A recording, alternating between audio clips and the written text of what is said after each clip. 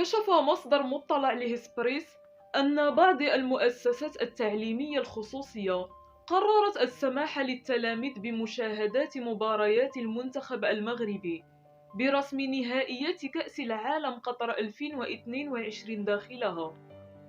وعلمت هسبريس أن مسؤولي بعض المدارس الخصوصية أبلغوا التلاميذ بأنه بإمكانهم ارتداء أقمصة المنتخب الوطني والمشاركة في تشجيعه من داخل مدارسهم، حيث يرتقب أن يتم وضع شاشات خاصة لهذا الغرض.